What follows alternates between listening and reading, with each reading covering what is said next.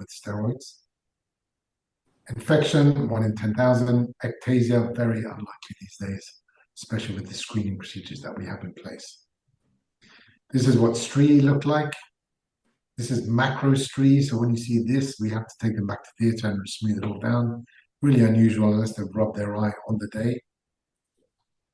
This is what deep lamellar keratitis looks like, so a bit of haze in the interface and their vision will be down.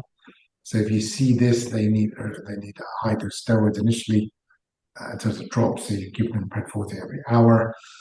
And you may want to consider lifting the flap and washing it out. Unusual and treatable if picked up and recognized. This is epithelial ingrowth, unusual these days, more common after retreatments. This is what it looks like against the red reflex. This is what severe dry eye looks like. Again, this is unusual because most patients, we check the tear film beforehand, and if they're dry to begin with, then you shouldn't really be doing LASIK. Visual outcomes, very good these days with LASIK. 100% are getting driving standard or better, 98% 6/6 or better. And if you look at binocular treatments, 100% of patients are getting 6/6 or better, especially for the more common prescriptions. How does it compare with LASIK, PRK versus LASIK? That's very good in terms of comparison. There's no real difference between the groups. There is a systematic review carried out which shows that the two techniques after a period of 1 year have similar results. PRK, as you'd expect, has more pain and longer recovery time. If you compare LASIK versus PRK for high astigmatism, LASIK is slightly better. So in terms of how they compare, to summarize that, more pain for surface, as you'd expect, slower visual recovery. The visual results are very similar eventually for most treatments at around 3 months. Astigmatism correction, LASIK is superior, and most patients will opt for LASIK over surface if LASIK is possible, unless they like pain. These are the treatment parameters. You can go up to about -12 and about 6 hours of astigmatism with either technique. Okay, so we've got a couple of minutes now to talk about lenticle extraction. So this is where we make a disc of tissue within the cornea using a laser, and we remove that disc of tissue via a smile incision. That's why it's called smile. The other name for it is keyhole surgery. So you remove that disc of tissue and thereby correcting the prescription. Zeiss was the first company to make the procedure. Smile, they nicknamed it back in the day. And this is like their spaceship initial laser. It's huge, difficult to get in the room. Some clinics couldn't use it because it wouldn't fit in the building. So now they've upgraded their model. This is their latest version, much smaller footprint. And other companies are coming in on the scene. This is SmartSight by Shrink. This is what we have at OCL Vision. Johnson & Johnson have released their Elita. That's quite popular in the Far East. They call it Silk. Essentially, it's all the same technique. Many different names, but the same technique. You're removing a lenticule from the cornea. The lenticule is customized to correct the prescription. Lately, eye tracking has been introduced, which has increased the accuracy of the procedure. Just going to show you the SmartSight procedure, which is the same as Smile effectively. So we create a disc of tissue within the cornea. A cap is then created. There's then a Smile entry point. So here I'm going in to denote the upper plane. So you've got to work out your planes as the upper plane. Then we go in and identify the lower plane. And there's a question of dissecting the upper plane completely away from the corneal stroma. Once you're happy you've completely dissected that, you then go and do the lower plane. There we go. And then once it's free, that disc of tissue starts moving around. And then you can just tease it out of the wound. You'll see it coming out there. And then you just pull it out. And that's the, you just check for its integrity. And that's the end of the procedure. Similar to LASIK in terms of the drops required. The post-op not quite as quick as LASIK, but faster than PRK. So most people are getting 20/25 day one. This is a patient day one after their procedure, you can barely see anything in the interface. And there's a very faint smile incision right there. Complications, over-under correction, infection, interface issues. You can get incomplete lenticular extraction, cap perforations and tears, supposedly less dry eye and less ectasia compared to LASIK, but the visual results are very similar these days. There's been trials looking at SMILE versus LASIK and not much in it. There is ectasia now reported after SMILE as well, so that theoretical advantage is not there. This is just a summary slide showing the main differences between the three techniques. LASIK involves the flap, lenticule, you remove the tissue from the cornea via SMILE incision. PRK has the longest recovery. LASIK arguably has the easiest enhancement option where you can lift the original flap, do the treatment and enhancement procedure and put it back. Enhancement for PRK and lenticule is a little bit more drama involved. You definitely get the wow factor with LASIK and Smart Sign. I'm just going to show you this video in the last minute or so. There's a lady just, so you can see the clock, and she's about -7 treatment. So that's what we really like on LASIK. Similar with Smart Sign. I'm just going to summarize now. So basically, the outcome similar in all groups. Treatment is customized to the individual and depends on their preoperative findings. Patients may have already done their research. Some of them will come to us and say, look, I want SMILE or I want LASIK, or their friend may have had one, a particular procedure. Complications do vary between each. Enhancement options are different between each. And our job mainly as refractive surgeons is to make sure patients make an informed decision and are aware of the key aspects of each procedure before committing. And I think I'm just on the 20 minutes. I'm going to end it there. Thank you very much for your attention. Thank you very much, Mr. Mearza. Thank you for that. That was a really nice summary. I'm just going to see if anyone has any questions, please post it on the chat because there's nothing there at the moment. So if you have anything, just write it on there and then I can ask Mr. Mearza while he's still here. In the meantime, I'll probably ask you one. If you had going back in time, if you had a choice of which one you'd want and you had a prescription that was suitable for all three, which one would you personally go for? Yeah, at the moment, I would go for LASIK, and in fact, that's what I had done a couple of years ago. But my prescription was -2 in each eye, and I was presbyopic, so I just had one eye done for distance. I needed a quick recovery, so yeah, I just went for LASIK, and I've done quite well. Nowadays, we are seeing pretty good results with SmartSight because it's now got the pupil tracker, which the lenticular extraction didn't have before. So we're now seeing more comparable outcomes with SmartSight, and I would say the lenticular extraction is probably better with the higher prescription ranges, -4 upwards. Perfect, thank you. So I think someone's just asked here, thank you for your presentation. What about redo procedure? Yeah, so with LASIK, that's quite easy because you can go back in and lift the original flap and you do the tweak and put the flap back. So that takes literally about 5 minutes. The recovery is super quick. However, with surface laser, you have to go back and do another surface treatment. So that's a whole lot of pain for that patient. So you remove the top layer, you do the sculpting, top layer grows back, but that's 4 or 5 days out of commission. And with SmartSight or any other lenticle procedure, yeah, I mean, you're looking at a surface procedure. You can do LASIK in some cases on top of a previous SmartSight or a SMILE procedure. But it's not as straightforward as LASIK to do an enhancement. But thankfully, the percentage of patients needing an enhancement is quite low, regardless of technique. I think that's it. Unless anyone has any burning questions, just post it in the chat. Otherwise, so what certification is required to start or join a refractive practice in the UK?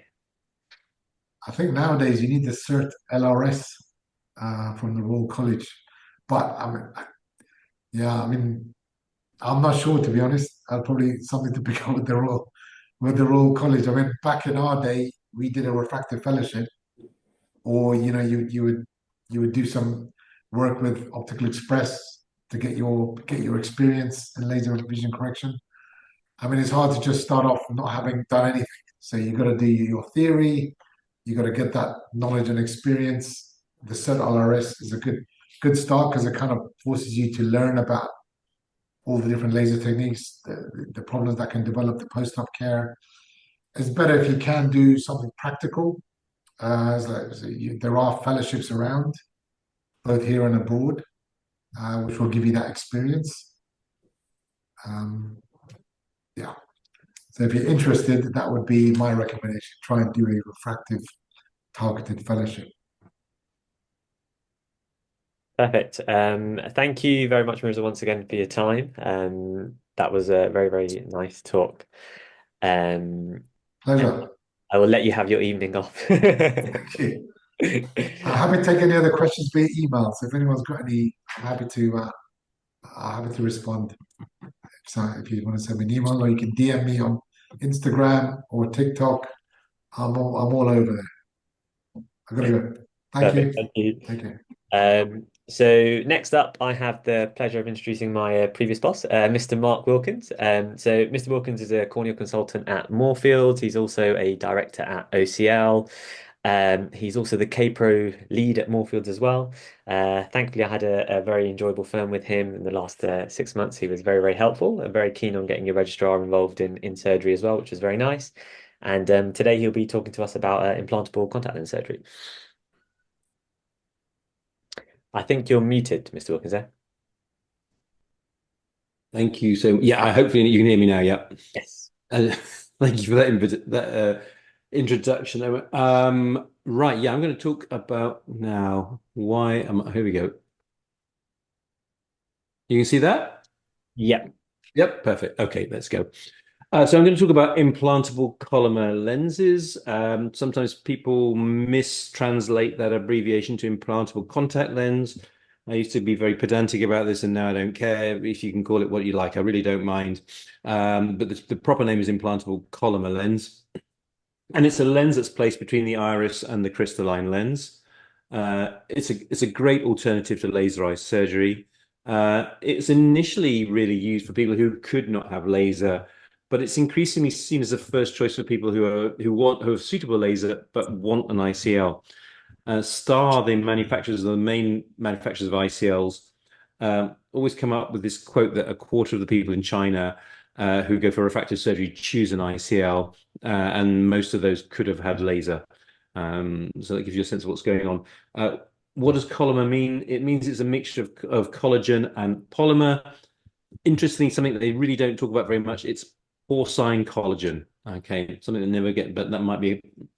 I have to admit, I've never really discussed it with a patient, but there might be some people out there who might find that a bit of an issue. There's also something in it that absorbs UV light. We're really going to talk about the more current lenses today, which is the Evo. And you're sort of getting sort of 95% plus or minus a half diopter, 100% plus or minus one diopter. And we'll get into a bit more detail about that in a second. Now, why is we not going forward? Here we go. Okay, so top left is a picture of the Evo ICL. That's the latest version of the ICL, and it has this little port in the middle, the 360 micron wide port. And that really facilitates aqueous flow and has reduced some of the already low frequency complications. That's used for myopic treatments. There's still the Vision ICL on the market that has no aqua port, and that's really left. That's a sort of older version of the ICL, and that's still used for hyperopic treatments. So the technology has been around for a long time. Sometimes when you talk to patients, they a bit worried that it's a really new thing. It's not. It's been out for a very, very long time. I've been a consultant for getting towards 20 years, and I've been using it for most of the time that I've been a consultant. And the indications for it have expanded as we've gone along. So, like I said, it's a posterior chamber phakic lens. So it sits behind the iris in front of the crystalline lens. The scan on, let's go back. The OCT on the right hand side shows pretty shallow volt actually, but you get the gist of what we're doing. So two groups of people have an ICL. Those people who can't have laser, high prescription, dry eyes, thin corneas, people at risk of ectasia, kind of classic people you wouldn't want a laser. And then there are the people who could have laser and they want an ICL. And they like, for some people, it's really important that the procedure is reversible. It's pretty much the only refractive technique that is reversible, and there's no dry eye associated with it. So yeah, going back to those people who can't have laser eye surgery, I imagine that Ali mentioned that the sort of range is covered by laser, -10 to about +6, and astigmatism up to 4. And as I said, not good in people with dry eye, not reversible. So that range covers a lot of the population, but there are people out there who can't cope with it. In terms of what results you get, when you go to the literature, you have to be a bit careful about which brand of lens you're looking at. This is a nice little review up here. These are the results for the Evo, the lens with the little aquaport on it. You get fantastic. These are, and basically it's a systematic review of many different studies, but making the point that you get excellent vision, really precise targeting of refraction. And a very good safety, very low risk of losing vision. When it comes to things like cataract, that was in the past a little bit higher, maybe about 0.5%. With the Evo, those rates have come down very, very low. You probably can't get a 0 rate of cataract after this sort of surgery, because essentially you're following up high myopes who are naturally prone to getting cataract anyway. So the Evo, as I said, is for myopes. It covers a range from -0.5 to -20 with up to 6 diopters a sil. The anterior chamber depth, it has to be more than 2.8, and you have to be between 21 and 60. That's so most people fall over when they come for an ICL by not having an anterior chamber depth of greater than 2.8, and that's from the lens epithelium to the endothelium. So it doesn't include the central cornea thickness. You'd imagine that most myopes have a reasonably deep anterior chamber, but they don't. And that, like I said, it's the most common reason to fail. On the right, the Visian for hypermetropes, you've got to have an anterior chamber depth greater than 3. And this is the normal. It's very unusual to find somebody with hypermetropia with a really deep anterior chamber who can have an ICL. And I would think in the 20 years I've been doing this, I've maybe done 10 hyperopes, probably not much more than that. Younger age range for the hyperopias, and as we'll see a bit later on, because it doesn't have an aquaport, you need to do a peripheral iridotomy or iridectomy as part of the procedure. So if you've got a patient who wants an ICL, what do you need to get? You need to get their refraction, you need to get their back vertex distance. That's important with big prescriptions. You need their K readings, as discussed, anterior chamber depth. You need their central corneal thickness, and you need their white to white. And there are various ways of measuring white to white. You can get it now off the Pentacam. You can get it off biometry machines. If you really not got the equipment, you can use calipers. That's a bit old school. And then you can finesse your measurement with things like the Nakamura formula, which is an online thing. The crucial thing is the white to white is trying to measure the sulcus, and you can't directly measure the sulcus. I think some people use immersion ultrasound to try and get it, but in most clinical situations, it's very hard to measure the sulcus, and so white to white is a surrogate, and that's one of the concerns with eye surgery, that you're going to use a lens that's too big. Yeah, there's the point there. So I don't know if you can see my mouse. So white to white, you're measuring from here to here, and you're hoping to extrapolate from what this distance is from here to here. When you order a lens, not only do you get a lens that has a refractive power, that's the sphere and the cylinder and the axis, but you also get a lens that has a length. So that just adds to the complexity. Now, if you get the perfect ICL, if STAR give you the ideal one, the ICL will be implanted on the horizontal axis. So these lenses are significantly different from your classic phaco toric lens going in the bag after lens surgery. It's important to understand that the refractive axis is specified for each lens. So the axis may be there, it may be there. I mean, it may be wherever it is. Okay. So if you order a lens, and if they give you, if you supply you with a perfect one, it'll go in horizontally, and then it'll correct the sil whatever axis it is at. Let's go. Sometimes they can't always supply that, or you don't want to wait for them to manufacture it, because it's something like 12 weeks to manufacture one. So they'll then say, okay, well, we have something that's close to what you want, but you'll have to rotate it a certain amount. So it can be a little bit, when you look at a patient with an ICL, you need to know what lens was ordered and what the planned position was. You can't just look at a lens and go, that's not in the right position. Like you'd have a much better chance of doing that if you'd done phaco and you'd put in a toric lens, and you could look at the pentacam and then the axis of the lens. You could work out that the lens is in the wrong position. With ICLs, you can't do that. You need to have a bit more information about the nature of the lens that went into the eye and where you were trying to put it. Yeah, so this is slightly enlarged. So this is an example. So the top lens is what we should have ordered. The bottom lens is what came. So for a start, I ordered a slightly shorter lens, 12.6 instead of a 13.2. That was because of the Nakamura adjustment. And then the axis of the cylinder on the lens was at 158 degrees instead of the 180 that I wanted. So Star said, move the lens anti-clockwise by 22 degrees, which I duly did. How do you do the surgery? The surgery is refreshingly quite straightforward. I'd say it's easier to do than cataract surgery. The lens comes in a little bottle, and you get it out like that, and you put it into a loader. And these are proprietary loaders for Star. Pop it in, and you use some classic Moorfields bent forceps to pull it down, and you're using HPMC as your viscoelastic. And then you attach it to your injector. Now, whoops, let's go. So I'm going to show you, this is insertion into a myopic eye. This is an eye that's had a graft and it's got AKs, so slightly unusual indication. But here we go. Now, the really crucial thing, I'm going to, oops, no, I was going to stop that. You're looking for this, one of the forward haptics has a hole in it, and you're looking for that hole to end up on the right-hand side.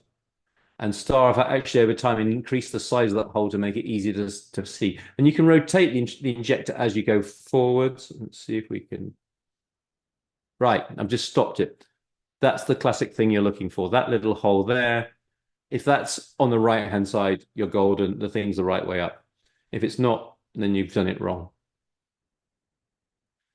And when you first start doing these cases, a major concern you have is that, oh my God, I'm going to touch the lens. I mean, what happens if I touch that crystalline lens? It'll be awful. And the reality is this lens touches the crystalline lens all the time.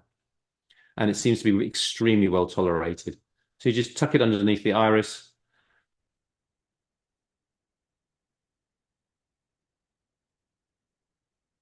There you go. I'm not going to show you everything, but this is the basic principle. You take out your viscoelastic, and Bob is your uncle. And then with this case, there's some orientation marks there. You rotate your lens according to where you want it to be. Same thing with hyperopia. Let's go a little bit further. Oh, no, that's too far forward. Sorry. Same process, same idea. You're looking for that front haptic to be on the right-hand side. This lens doesn't have the central port.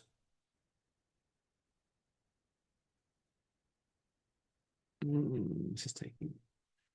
But again, you just pop it, tuck it under. Normally, when I do this surgery, I like to do it with IV sedation. I know you can get away with not doing that. I normally do it with topical and intravenous sedation. Particularly higher myopes really seem to feel the distension of the eye, but it's not essential. Now I put some Myocol in, and I'm just doing a small PI at the top, and you're done. Some people will do a PI, a laser PI in advance of the procedure. You know, it comes down a bit to personal preference. It really doesn't matter. So this is a lady called Yuan who came to see me. She immediately started doing some sort of video thing for her social media in China. She's a Chinese woman who was in Milan who wanted to come over. She could have had laser. She wanted to have ICL, and she came over for the reasons I've outlined. She liked the idea that it was reversible, and she wouldn't get any dry eye. Really nice result. This is a story about Layla. She was 20 years old. She had a prescription, you can see there, greater than -20. And she didn't wear contact lenses.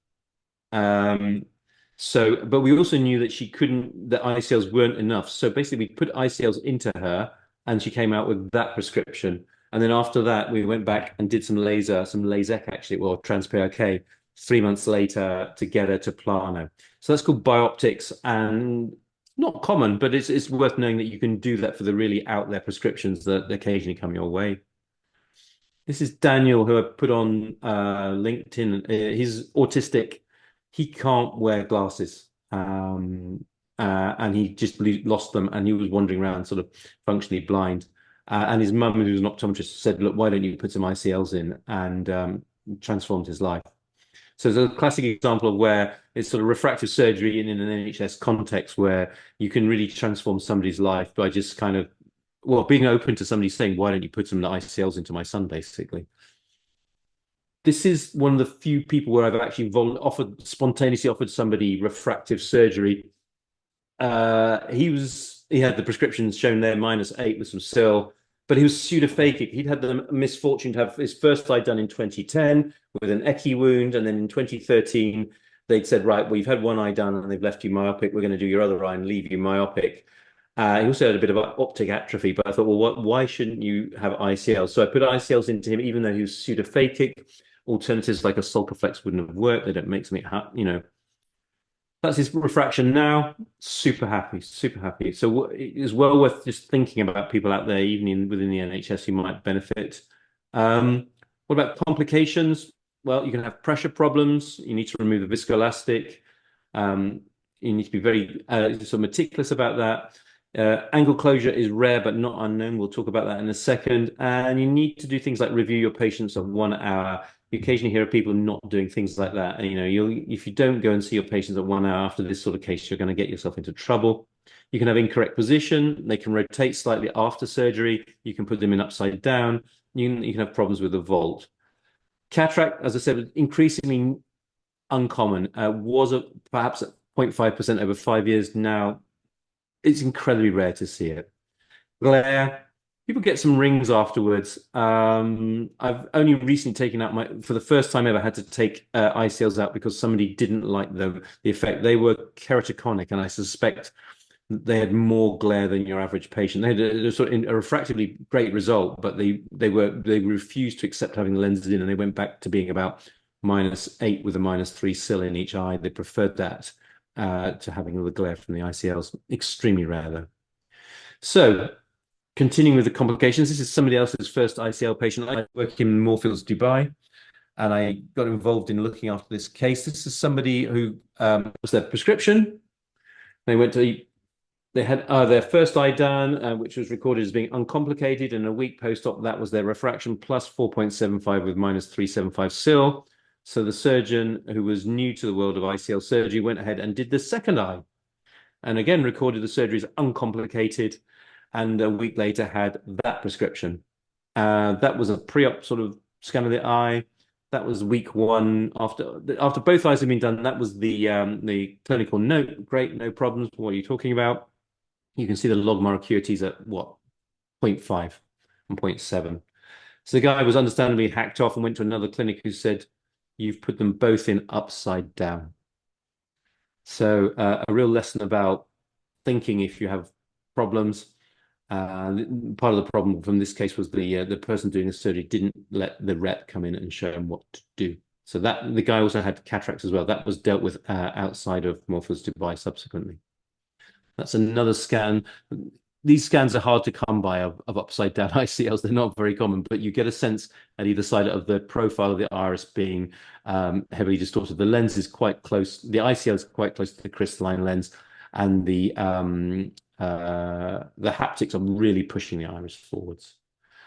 ICL volts. So people vary in what they say acceptable volt is. Between 150 and 1,000 microns seems reasonable. It also depends a little bit on the anterior chamber depth. If you've got a really deep anterior chamber depth, 1,000 isn't going to worry you too much. If you've only got a 2.8 millimeter ACD, 1,000 might be a bit too much. There are crazy people who say you can go below 100. This is from somebody, a colleague of mine, whose patient, I think is it 90? His patient's got a volt and got a mild cataract, but it's not progressing and he's leaving it. I mean, that's a matter of personal choice. This is a lady I put ICLs into, even using the Nakamura formula, and came back delighted, but with this extremely high volt. And I exchanged the right eye, and we left the left. And then 9 months later, the right volt is great, and the left has come down a little bit, and she's been fine with that. Occludable angles. This is really rare. This is a very unusual story. So a minus ENT surgeon who had ICL surgery and immediately had pain, poor vision, and high IOPs, which were medically managed. She then had a further IOP spike when dilated in clinic, and then went on to have a vitreomacular traction and a viti in the left eye and a right macular cyst as a consequence of the inflammatory episodes. She was unable to work as a surgeon because of those macular changes, but she kept the ICLs in. It's amazing. She's really fully informed, but she had persistent IOP, and so in the end, she was recommended to have them out. And so that's her beforehand. She doesn't look super out, so her angles don't look super close from that, to me anyway. So she's nicely deepened, but she still has raised pressure. I imagine because she spent 3 years with mildly occludable angles. So the key thing is, one of the key things about ICLs is that they are reversible. So I've done it 3 times, I think. No, twice for cataract, once this lady for glaucoma, and then once for a patient unhappy with glare. And it is incredibly straightforward to do. You pull it out, and that's it. It sometimes takes a little moment to get it into the right position, but it is pretty much as straightforward as that. I think that's all I have to say, really. So ICLs, great, very versatile refractive tool, can be used sometimes in situations you might not think about. Increasingly used even when the laser isn't an alternative, and with a really good safety profile. Thank you. Amazing. Thank you so much, Mr. Wilkins, for that very Pleasure. insightful talk. If there's any questions, please ask them on the chat right now.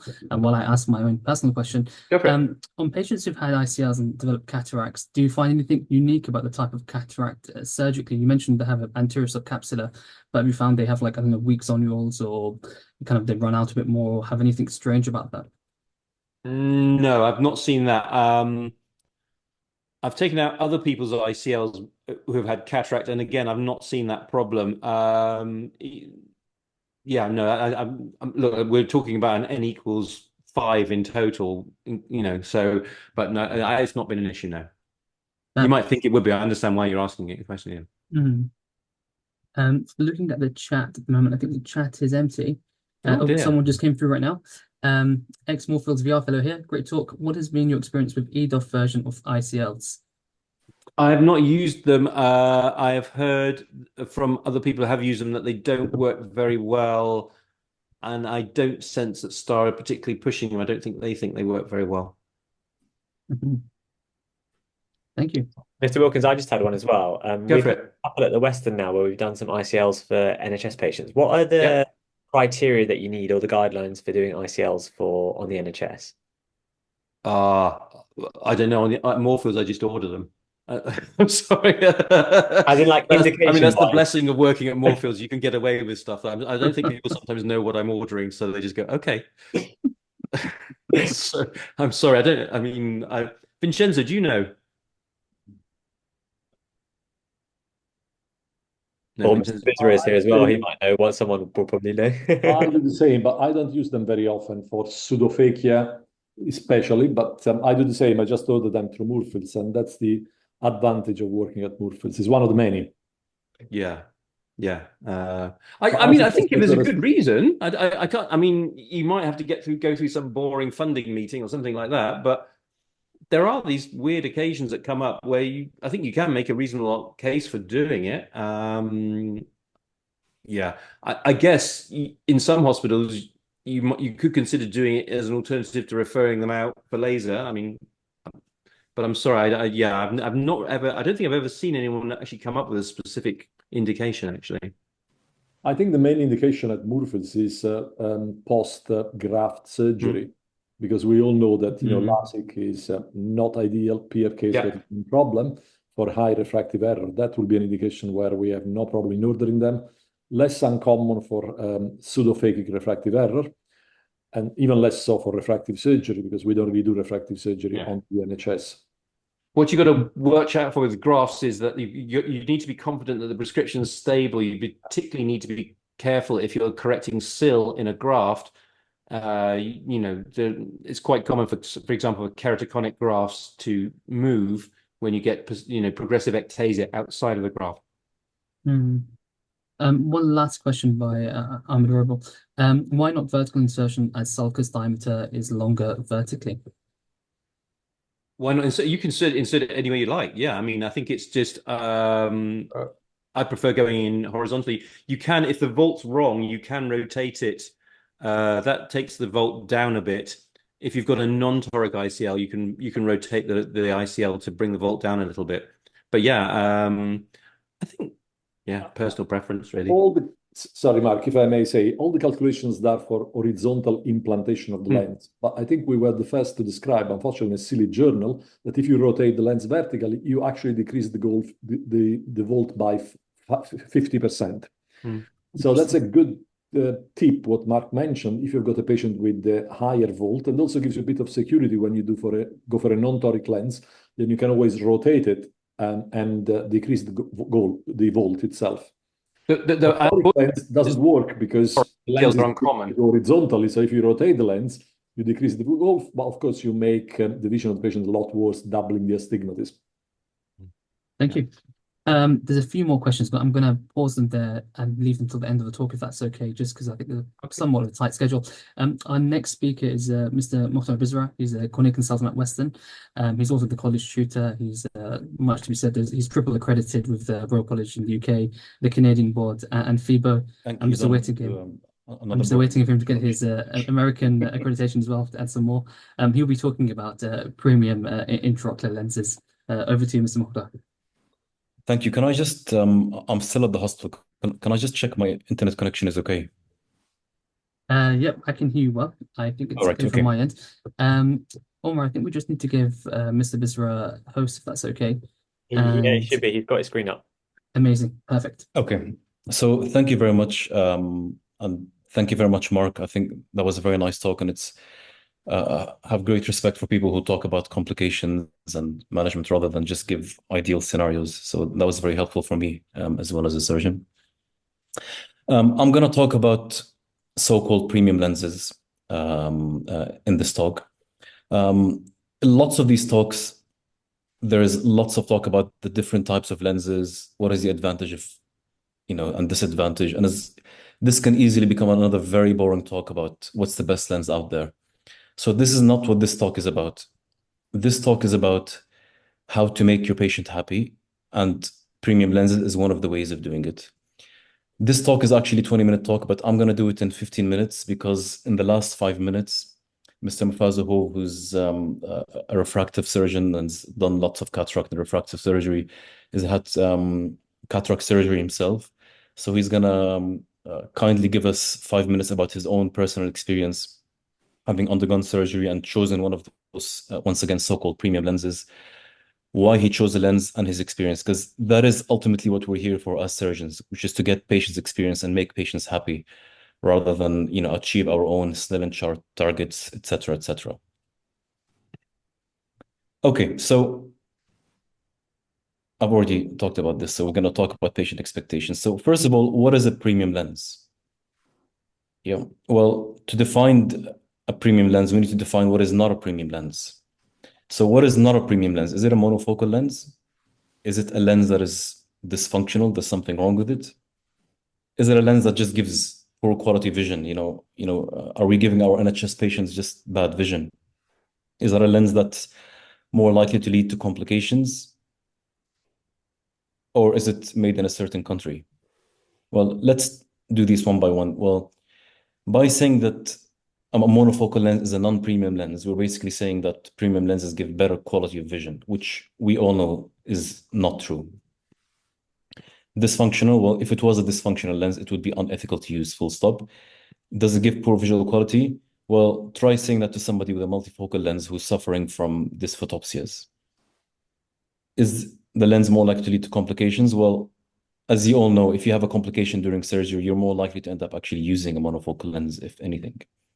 And, is it a lens that's made in a certain country? And, evidence-based medicine trumps all, made in this country versus made in that country claims made by surgeons or by companies. So, and in all cases, a new world order is on the horizon anyway. So that's what just going to about what's a non-premium lens. So basically what I'm trying to say here, naming lenses as premium is just wrong altogether. Now, imagine you're having knee replacement surgery and you find out later that your orthopedic surgeon used a non-premium implant for your knee. How would that make you feel? And that might be how we are making our NHS patients feel when they find out, oh, I've had a non-premium lens. Now, what is my role as a surgeon? The role as a surgeon is to give your patient the best possible vision. So we are not brand ambassadors. We're not lens ambassadors. We are patient ambassadors. And if you forget everything I've said in this talk, then just try to remember this. So for simplicity, there are just lens types. There's no such thing as premium versus non-premium lens. And that's my own personal opinion. Lots of people here are more experienced than me, so they, feel free to give a different opinion. The premium lens, in my eyes, is the one that gives the closest match to the patient's expectations and lifestyle needs. And that is our role, essentially, as surgeons. So what's the best lens for my patient? Now, imagine a patient walks in, well, not a patient, just imagine a person walks into a big store like John Lewis and asks he's like, I love my espresso, I want to buy the best coffee machine out there. As a sales rep, you then tell them, well, this is the best machine out there. The patient says, well, this does this and that, and, all sorts of stuff. And then the person buys it. You convince them because you have your own financial, motivations by the store. You convince that client to buy this very fancy machine, which does everything. The client then comes back 2 weeks later, incredibly angry, and says, you know what? I actually came just to buy an espresso machine. It would have just cost me £200. You made me buy an £800 machine. And you know what? The espresso just doesn't taste that good. Why? Because we did not meet the client's expectations. In our eyes, this is the best machine. It does milk. Well, the client couldn't care less if it does milk or doesn't do milk or any of the other stuff. Just wanted an espresso machine. So my number one tip for you when you're starting your refractive surgery practice or even years down the line is refractive surgery is not about you. It is about the patient. You're unlikely to go wrong if you listen to the patient. If the patient comes in and says, doctor, I want to have good monovision. I've been doing monovision for years. Just give them monovision. Don't start talking about, you should obviously give them the options. You've got multifocal lenses, EDOFs, etc. But don't push them to something when they have a clear agenda. They've come to you for something. Your patient will almost always walk away happy if you actually do what they want. So what is the aim of refractive surgery? It's to reduce or minimize spectacles dependence. Never, ever promise your patient 100% guarantee to get rid of spectacles, okay? It doesn't matter if other companies out there are doing it, just don't do it. Monofocal lenses give you the best possible vision for a certain distance in terms of contrast sensitivity. Although, new lenses even extend the depth of focus, even some of the trifocals still give you very good contrast sensitivity. There's minimum reduction of contrast sensitivity with monofocals and minimum induction of night vision disturbances. And they're ideal for patients who want crystal clear vision for a certain distance. For example, pilots, tennis players, golf players. Bear in mind that up to 10% of patients with monofocal lenses can get very good unaided near vision. Okay? So it doesn't necessarily mean if you put a monofocal lens, they're going to have really bad near vision. These are some of the different types. Well, these are some of the main categories of lenses out there. So they're multifocal ones, diffractive, such as trifocals, which is one of the most commonly used. Multifocal refractive, not so commonly used. EDOF lenses, extended depth of focus lenses, and then accommodative lenses. Basically, they have different defocus curves. So with a monofocal lens, they have very good vision for the distance at 20/20, but then it drops off quite quickly. So the intermediate vision, near vision is not so good. EDOFs, the distance vision is still very, very good, but if you compare it to the monofocal, may not be as good, but they have very good intermediate vision almost always. And their near vision, as you can see here, is variable. In some patients it's good, in some patients it's not so good. Trifocals, it's not perfect vision for everything as some people think. There's different focal points in which the vision is good. So which is distance, intermediate, and near, and that varies according to the type of lens that you use. So what is the advantage of a multifocal lens? Excellent spectacle independence. Near vision is usually not compromised. Okay. Disadvantages, as you probably all know, night vision symptoms, so glare, halos, etc., reduced contrast sensitivity. They are more sensitive to refractive error, which you do need to bear in mind if you don't do refractive surgery. Okay. So if you leave them with a little bit of astigmatism, my advice to you is if you do trifocals, and especially if you don't do refractive surgery, you can't do lasers, etc. Anybody with a astigmatism, corneal astigmatism of 1 or more than 1.25, I probably would have put a toric lens because you don't want to leave any significant astigmatism. And these lenses can be people dependent. Refractive multifocals, fairly similar, but disadvantages, they can get a little bit more distortion of images. This is trifocals are what most of us use for spectacle independence. Okay, the major downside is night vision symptoms. Just a question for the audience: which of these do we mean by night vision symptoms? Just have a think about this for a second. So actually, they all are, okay? Glare, halos, and starbursts. I'm not going to go into definitions here, but just to show you images, glare, the light just looks brighter.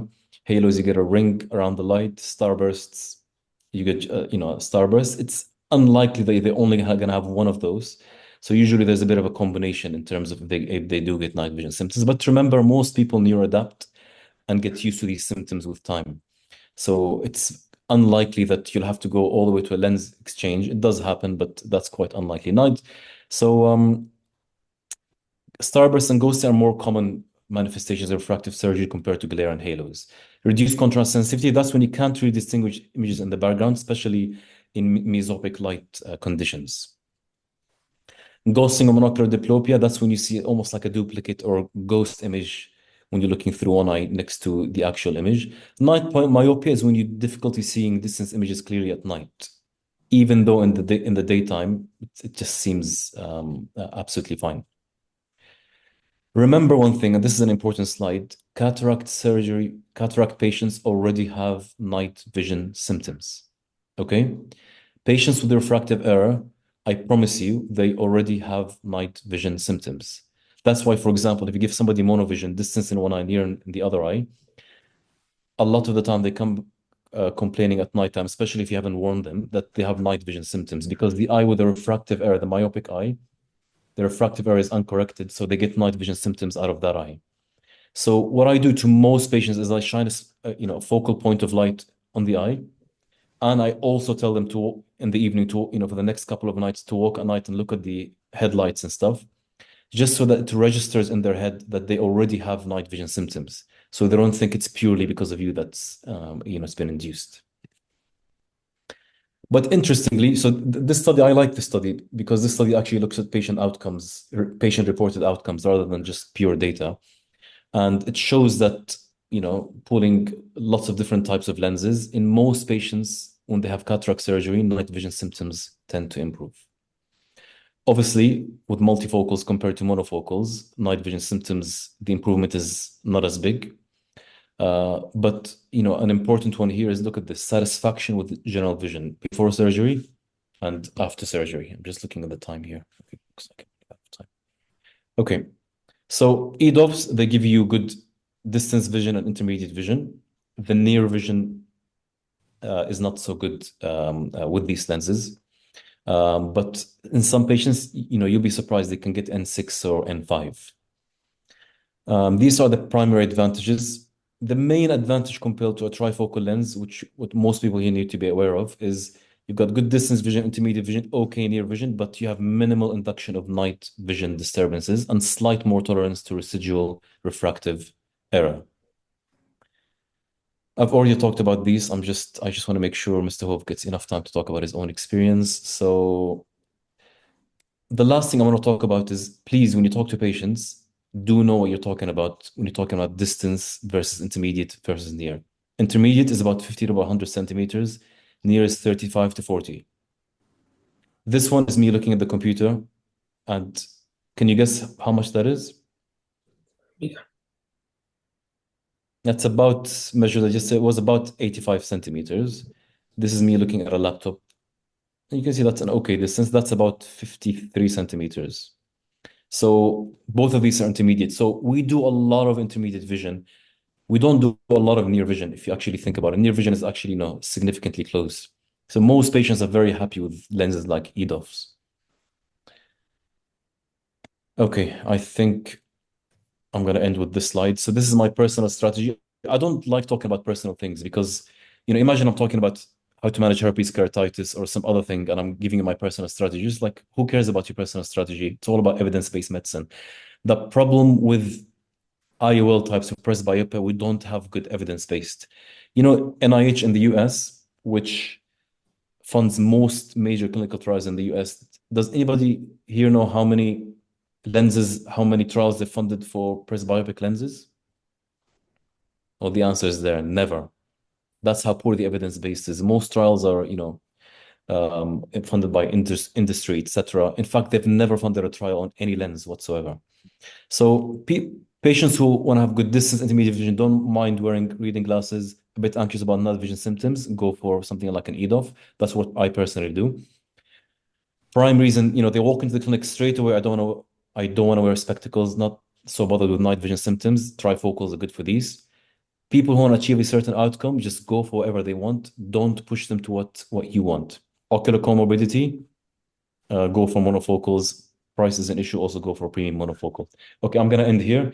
Mr. Hope, as I said, is a cataract and refractive surgeon. Thank you so much for accepting the invitation to talk about your experience, Mr. Hope. I'm going to leave the floor to you. Can you hear me? Let me just check. Yes, we can hear you. Hi. So thank you, Mukhtar. I probably need a couple of minutes. So first and foremost, I had my cataract surgery 3rd of April. So we're in now 6 months now, 6 months. Distance, vision, I can, I'm better than 20/20. Intermediate vision, I've never even bothered to measure. Near vision's N4. I've done 1,500 cataract operations without a PC rupture. I actually think my PC rupture rate is lower since my cataract surgery than just before the cataract surgery. It's just a joke. I don't understand it. I wanted a trifocal. I have a Zeiss ATD. I really wanted to be free of glasses. I got cataracts because I have uveitis. So I've been using steroid drops for anti-uveitis for the best part of 5 years. Posterior subcapsular cataract, one eye first, then both eyes. So I needed to have cataract surgery. And so the interesting thing for me was that I wasn't presbyopic. I had very good all-round vision before I got my cataracts. So what I really wanted to do was end up back where I started. And that's exactly where I am. My distance vision, because my prescription pre-op was about -0.5, -0.75 in the other eye, I've got better distance vision than I used to have. I can read everything that I used to be able to read. I can function. And interestingly, the thing I've learned more than anything, the two things, one, I can't find the gaps between the intermediate, the near. I can't find it. I honestly have good all-round vision. I would say my vision is better than I was before I had my cataract surgery. The second thing is the glare and the halos. It's very real. I just have halos. Don't really have starbursts. Don't really have glare. It's mainly halos. And really, I just wasn't even noticing it after a couple of weeks. And interesting, I spent the first 2 weeks after my surgery in Dubai. And I remember the headlights at first, and by the time the holiday finished, it's there, but I just don't notice it. The interesting thing about the experience, I wasn't nervous having my cataract surgery. The only thing I really wanted was to make sure that cataract did not end up sitting on my optic disc. Okay, because then all bets are off. You're probably not going to get a premium lens. You're going to have a second operation. You're going to be recovering for ages. Who knows? So actually, I just wanted to know that the person I'm going to operate on is really not going to mess up. And that's actually it. And I wasn't even nervous at all. I just knew that it wasn't going to go. I just knew it wasn't going to go wrong. All the stuff we talked about pre-op, make sure there's no astigmatism post-op, there was just nothing. I interestingly, because you never do with patients, I was doing my auto-refraction every week because I wanted to see how my prescription was changing. And honestly, it was just fantastic. Like great result. So yeah, it's made it an even easier sell to the patients because I believe in the technology. It really works well. I haven't changed which lens I use for my private patients. I still like the 80 Lisa. And yeah, that's my experience. It's been fantastic. Maybe if anyone's got any questions, but yeah, I don't regret any bit of it, and I had an amazing surgeon. I just have one question, if that's okay. Sorry, Umar. How has it changed the way you now deal or counsel patients? I'm not talking specifically about lens choice, but just in terms of how you counsel patients or, how you manage expectations. That's the main thing I'd like to know. It's an interesting one because I think it goes back to what you were saying. So it hasn't really changed because I still don't give people what they don't want, right? So there's some people who come in and just say, my main aim is I don't want to wear glasses and I can deal with the glare and halos. And then there's the great candidate for trifocals. And then there's some people who they're slightly ambivalent about how independent they want to be. And so an EDOF is probably a great option because they're not, they wouldn't be upset if they had to wear a pair of +1s for a little bit of reading. So it's kind of exactly what you said. You're giving patients what they perceive or want, and it's not really about what I want. The thing that's changed it for me is just more the fact that I can say to you reliably, guys, the glare and halos are present, but it's not anything to worry about. And I just think that that's my experience. Is just as my nerves were, I want the surgery to go well. In my private patients, I say, look, I can do a good job for you, and I'm giving you the lens that kind of fits with what you want, and most of the time you're fine. So I haven't changed much. It's just I can give you more details. I can tell you that topical is not pain-free. There are bits of topical surgery that you feel it. Hydrating the wound at the end was the most painful bit of the operation. So even more painful than the anesthetic was actually when you hydrate the wounds, it feels really sharp. I didn't know that. So now when I hydrate people's wounds, I'm like, okay, this bit's going to be really sharp. Don't jump, don't move. Nobody ever said that to me. But yeah, so topical isn't pain-free, but it's nothing dramatic. I still prefer an active music choice. So, for me, on the theater chair, it can't just be whatever local radio station's playing. That's my thing, but, that's me. But honestly, to say that I had a fantastic experience is an understatement. I am so pleased and happy with my eyes and forever grateful. Thank you very much, Mr. Hove, and thank you both for the invitation today. All done. Thank you very much, Mr. Bizrah and Mr. Hove. Does anyone have any questions before we move on? Just post it in the chat for me.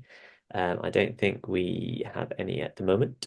So that's just give it a few seconds.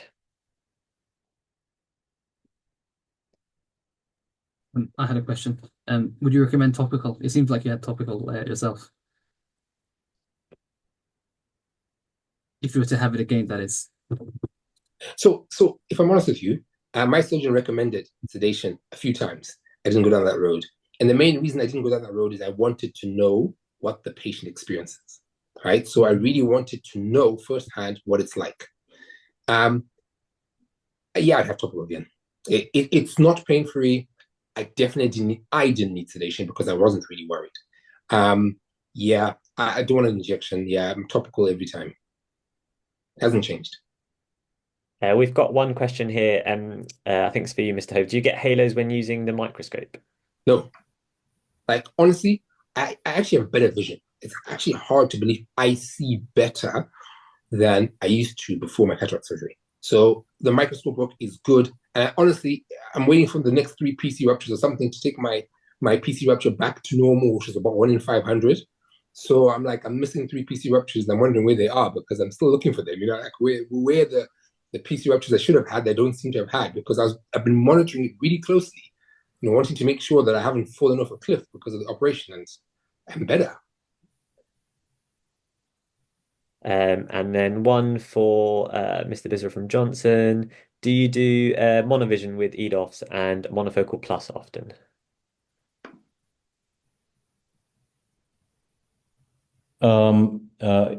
Yes, I do. You have to choose the patient carefully.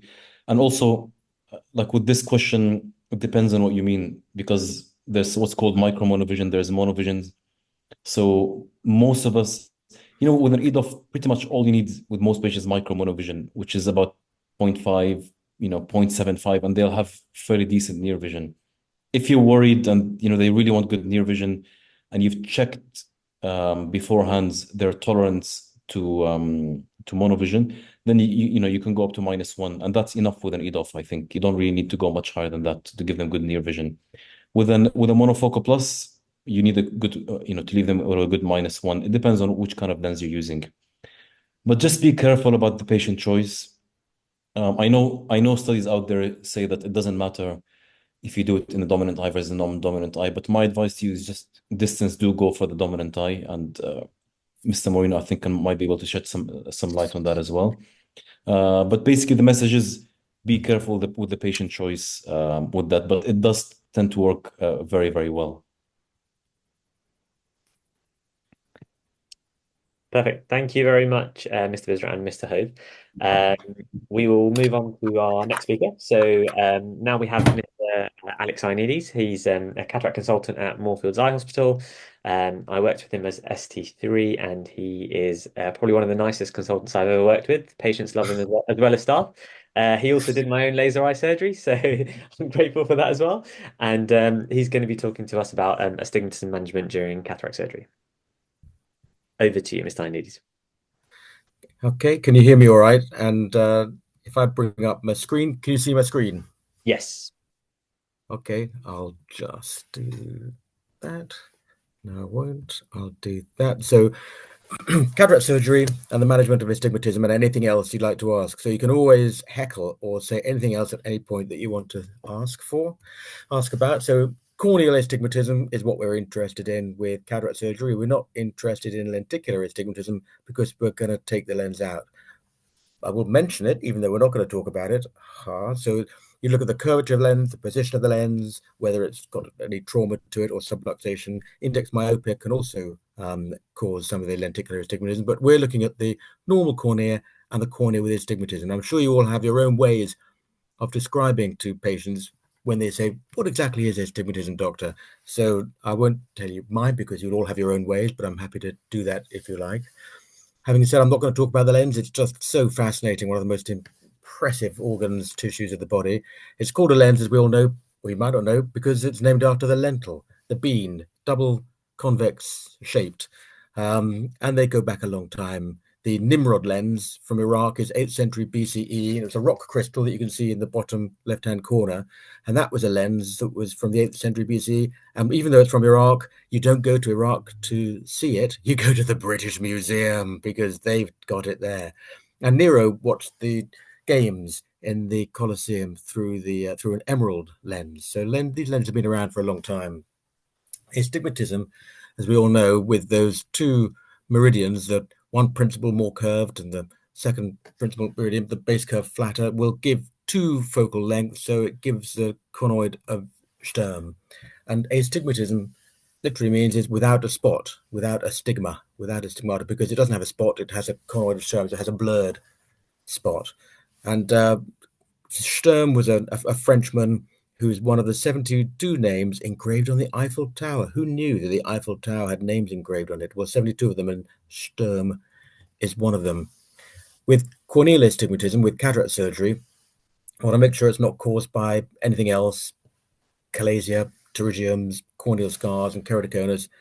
And then we're going to start to think about treating the astigmatism. Just a reminder, with the rule is steep at 90, against the rule is steep at 180. Oblique is anywhere between those. And irregular astigmatism is when the meridia are not perpendicular. The eye, when it's developing in embryology, which is fascinating and wonderful, has a kind of, as we all know, an emmetropization. It tries to make it be emmetropic, even though when we're born and we grow up, we end up being myopic or hyperopic. The curve of emmetropization, or spherical equivalent, as you can see there, is not a normal Gaussian bell jar curve. It's skewed towards emmetropia, which is given a different name, which I can't remember that mathematical curve name is. And even though I'm not going to talk about embryology, I'm just going to say this because a lot of people, we see these all the time on people's lenses, and we just wonder what they are, little bits of pigment. But no, they're called epicapsular stars, and as you may remember, they're residual bits of the tunica vasculosa. Other little bits left behind are the Mittendorf dot or spot and the hyaloid artery, but those little beautiful little epicapsular stars are leftovers from the tunica vasculosa. But we're not talking about that. We're talking about astigmatism. And as we all know, when patients come to surgery, it's very common. About half of people have astigmatism more than one diopter, 10% over 2 diopters. So really, we should be putting an awful lot of toric lenses in. We're lucky at Moorfields that we do have toric lenses. It's if they've got corneal astigmatism on the biometry more than 1.75 diopters, we can put in a toric lens. If you deliberately do the calculation to go off axis, you can push up the astigmatism, and therefore you can get a toric lens in when otherwise the calculation would not allow it, if that makes any sense. When it comes down to getting rid of the astigmatism, apart from toric lenses, everybody has their own place where they like to sit, at the top or the side or on the corner. Some corneal surgeons will always go temporally, or glaucoma surgeons might say always go temporally. I like to go on axis. And if it's the astigmatism that's too low for really to get a good toric lens, because at Moorfields, our toric lenses don't start at the SN6, AT 2 and 3, but we start at 4. So it's got to have almost 1.5, 1.75 diopters of astigmatism to have a toric lens in the cupboard to put in. So it's under that. I will do Ockies, LRIs, limbal relaxing incisions. I gave up long ago. That all too unpredictable. We can do femtosecond laser asymptomatic keratotomies afterwards, or do them at the time of surgery. I still prefer to do just opposite the Ockies, the opposite corneal incisions, if it's required, or even just going on axis and putting a side port opposite. But with toric IOLs, that's what we mainly use for astigmatism at Moorfields. I don't know if anybody wants to say whether they have them or they don't have them, and how to deal with it if you don't have them. And then it's going to be opposite corneal incisions or limbal relaxing incisions, or maybe refer them on for laser afterwards, for excimer laser, if you have access or can refer them to somewhere nearby that will do them on the NHS. So on axis incisions, when you're doing the toric calculation, as you know, you can put the incision wherever you like, because the toric lens is going to do all the work for you, and you don't have to think about your on-axis incision if you're using a toric lens. When doing the calculations, if you're right-handed or left-handed, put them where you want them. Don't put them bang on 90 or 180, because not many people like to phaco bang in the middle of their body. If they're right-handed, they like to phaco off to the right a little bit. If they're left-handed, they like to phaco off to the left a little bit. So you can put the incision slightly where you want your hand to be. And once again, I mentioned it earlier on, by placing the incision on the flat meridian, it can increase the astigmatism, and then you can put in an SN6 AT4 if that's what you can get. That's what I've been saying earlier on, the Alcon IQ toric lenses. With the calculator for the toric lens, it's just on the Alcon toric calculator. There are many other calculating pages. ESCRS is a particularly good one, and the range is from 6 to 30 for the Alcon ones that we stock. I'm not advertising for Alcon at all. I'm just saying what it is. If your diopter lens that you want to implant, the toric lens is outside that range, 6 to 30. Some of them will be made and pre-ordered and just take a week or two to arrive. So you can ask Alcon, especially the higher range, 30 up to 36 or certainly 34. The toric calculation page is very straightforward, and I don't want to make it too simple. If you've been doing this for the last couple of years, you'll know exactly how to go onto the toric Alcon toric calculator and put in all the data. When you tell patients, I'm now going to have to calculate your toric lens, they look at me kind of suspiciously, because I'm clearly not the kind of mathematician, but I reassure them that it takes no brains from me whatsoever. All I have to do is to put the data into little boxes, and Alcon do all the calculations for me. We used to do a pentacam, but now we've moved away from the pentacam to the MS39 corneal scans to exclude any irregular astigmatism. And what we're really looking for is keratoconus, or form thrust keratoconus, in those kind of patients. The pre-op marking, everybody has their different techniques for pre-op marking, and there used to be whole mornings or whole days at the ESCRS into how to mark the eye. I do the most simple and what everybody will think very dodgy form of marking. I don't do it at the slit lamp because the patients move away, and well, they can move away and don't like it, and it takes time as well, and that's one thing we don't have. So when they come into the anesthetic room and they lie down on the bed, everyone says, "Oh, you can't do it when they're lying down because the eyes rotate, and then you'll get it all wrong." But if you're looking over them and you're standing over them and they're looking directly at your forehead, they can't be rotating that much. And I just put a mark at 0 and 180 when they got the speculum in. I leave the speculum in just because you want the eye to dry a little bit, so the marker pen is not wet and washed away. And then you put these two great dodgy blobs that can cover up to 5 degrees themselves. So where you put your lens is up to you. When they get into theatre and you decide to mark the actual axis, it's probably quite nice to put 2 marks for the axis, both top and bottom, or whichever the sides of the axis it is, because you get that parallax movement sometimes, that parallax movement. Ultimately, we'll all have a Callisto style, which is on the, I think, the Zeiss microscopes, whereby the IOL master is networked to the microscope via the internet, and the moment you do the biometry, a picture of the eye and the limbus and the blood vessels and where the steep axis is stored. So when you turn on your microscope, it'll automatically superimpose a very clear image and line as to how the axis of the lens should be aligned. I don't know how many of us have those microscopes. I know we have a few of them at Moorfields, but the networking is not very good and it just doesn't work very well. So it's still the dots on the limbus at the moment.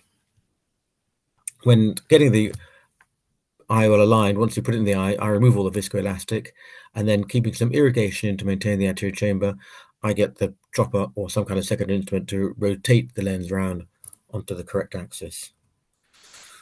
With the correct axis, before I talk about postoperative astigmatism, when Anka Gupta and I reviewed 10 years of Moorfields and about 3,500 toric lenses, we found that the rate of returning to theatres to re-rotate the lenses was about 0.6%. So very rare to have to go back into theatres and re-rotate these lenses. I used to, well, I was quite slow in taking on toric lenses in some ways because I thought, oh, you've got to rotate them, and that's a pain. I don't want to do that.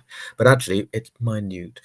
More likely, if they're very myopic and they've got a great big baggy bag and the IOL rotates around a little bit or is not secure in it, that more likely rotate in high myopes, and slightly more rotation rate in the high astigmatic ones, because obviously if you don't get it on the axis, it's not quite accurate.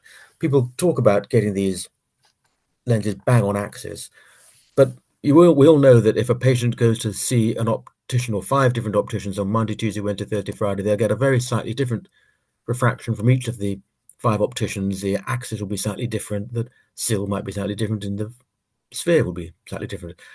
So why we think suddenly when it comes down to putting the toric lenses, we've got to be absolutely spot on and bang on, doesn't really, it's not quite so crucial as people make out. If you are going to rotate, obviously you want it before the capsule rather has shrunk wrapped around the lens, so you want to do it within a couple of weeks. And well, we don't see them post-operatively in the NHS until kind of 3, 4, 5, 6 weeks, so that's not always possible. Once they have had the surgery and they do have residual astigmatism, then we're very lucky at Moorfields, and you're welcome to refer patients along. We can do post-operative excimer laser, either LASIK or PRK, on the NHS for these patients, and it's pretty predictable and on the whole with good outcomes. With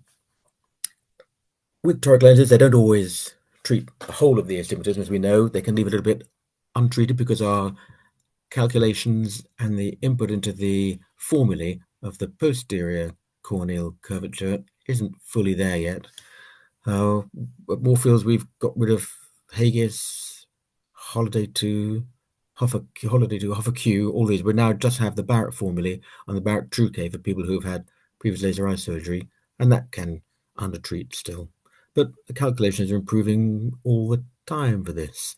And most multifocal lenses do not have toric versions. And I think that is the end of the talk.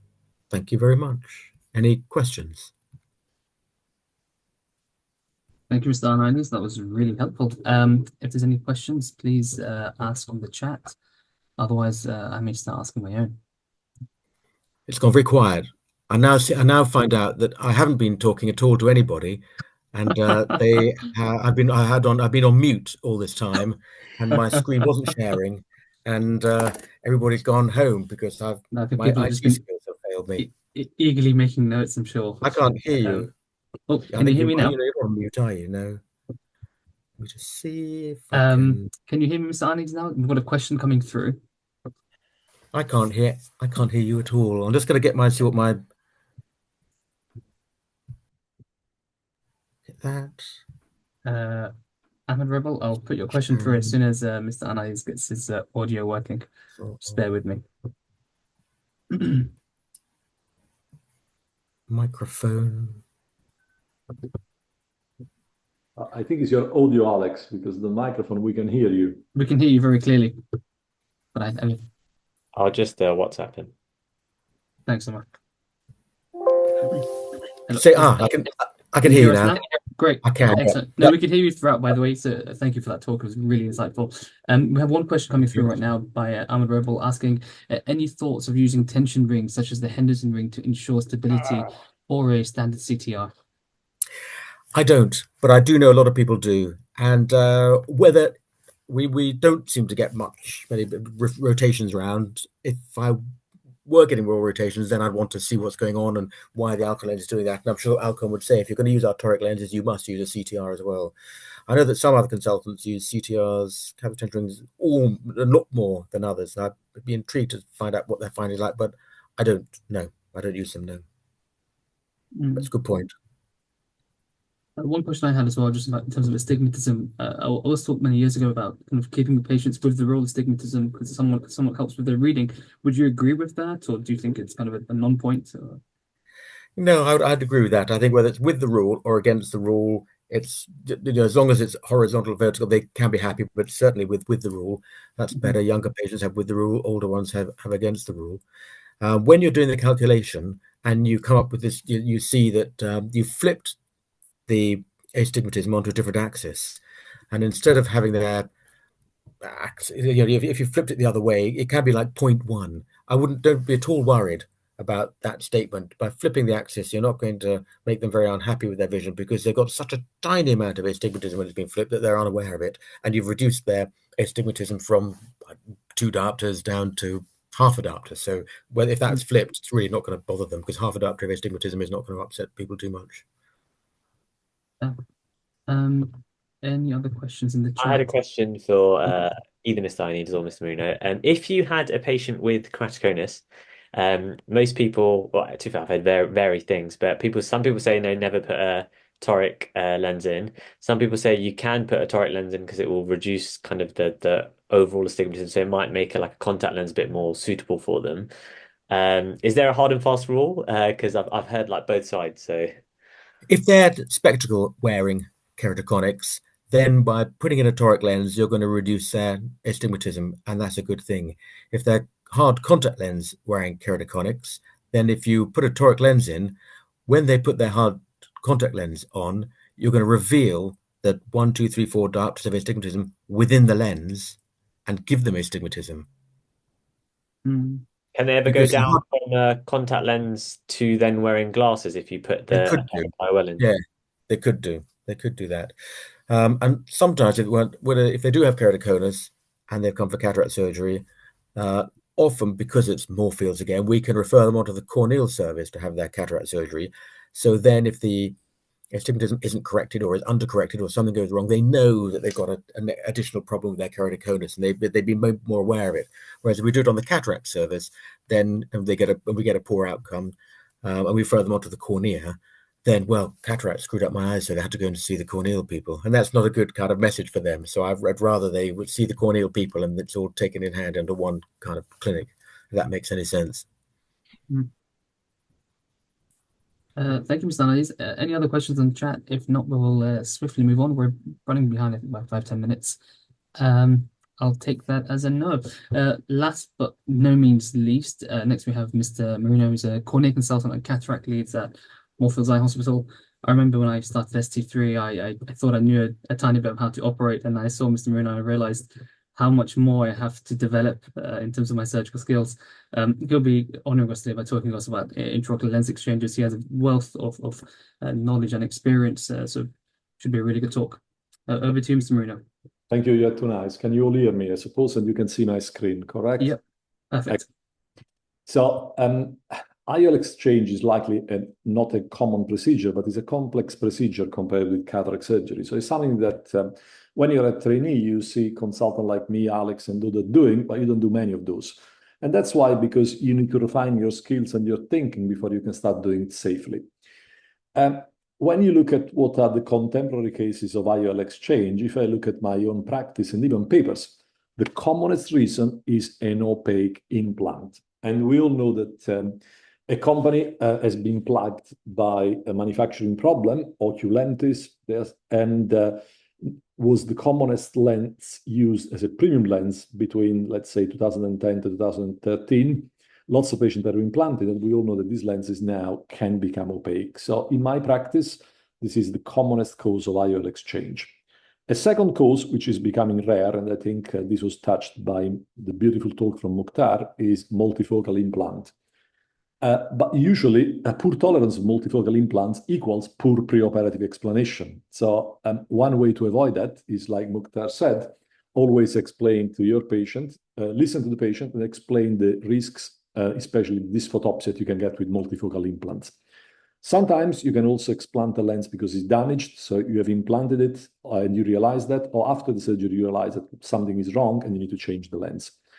And then a cause that is not uncommon is also wrongly positioned lens, because a big mistake is to implant a single piece lens in the sulcus, part or fully, because eventually the lens will cause either pigment dispersion glaucoma or UGH syndrome or problems. And finally, and that's more usually the dominium of non-anterior segment surgeon, fully dislocated lens because of previous complicated cataract surgery or long-term PXE effect. Incorrect power implant is a never event. And again, it's something that can happen. We all have implanted the wrong lens, myself first, and you have to face the consequence, which is sometimes exchange the lens. So if you look at papers, one interesting thing, and this is why I have a dislike for hydrophilic acrylic lenses, is that the only lenses that tend to go opaque are hydrophilic. Hydrophobic, that you still may need to explant them, but never due to opacification. And if you look here, you can see that the vast bulk of lenses are acrylic hydrophilic, either with hydrophobic coated, like the Zeiss, although I've never seen a Zeiss lens going opaque, to be truthful, or simply hydrophilic acrylic. So be aware of that when you decide which lens you want to implant in your own patients, because only that you just need to get one opaque to, oh gosh, now what do I tell them? And especially with the opaque oculentis, because of the law, if the patient cannot get after the company, because companies very cleverly changed the name from oculentis to, I can't remember, but they're still producing lenses. Now they're not taking liability any longer. So the liability goes onto the surgeon, especially if you sell the lens to the patient. So be very aware of that. IOL exchange surgery, you need to do the correct diagnosis and make sure that you always are able to distinguish a opaque IOL from an opaque capsule. I've just seen one patient that had the capsule opened in the presence of an opaque IOL because there was confusion if it was PCO or opaque IOL. And the worst thing that you can do is YAG those patients, because then you make the exchange at even higher risk of complication. Sometimes a patient can have an opaque IOL, but I'm following up one of my own oculentis, is an 85-year-old lady. Now we're going to exchange, but 2 years ago, despite an opaque lens, she was still 6'9", and she was happy. So always offer the conservative option. If you exchange 5 years later or 10 years later, there is no difference whatsoever. The surgery is going to be tricky anyway. And explain the risks which are higher than standard cataract surgery. And then think about when you exchange a lens, how you can replace it. Can you actually replace it in the bag, or you need a sulcus lens, or you need to go on to more complex route of scleral fixation or anterior chamber, iris, or angle fixated lenses. In the bag IOL exchange, when you have an intraoperative damaged lens, think about the material, because again, hydrophobic is very easy to exchange because you can easily fold it, and I'll show you how. any other material, hydrophilic or silicone, you need to cut. PMMA, you cannot really cut. So bear that in mind. This is a case from last year.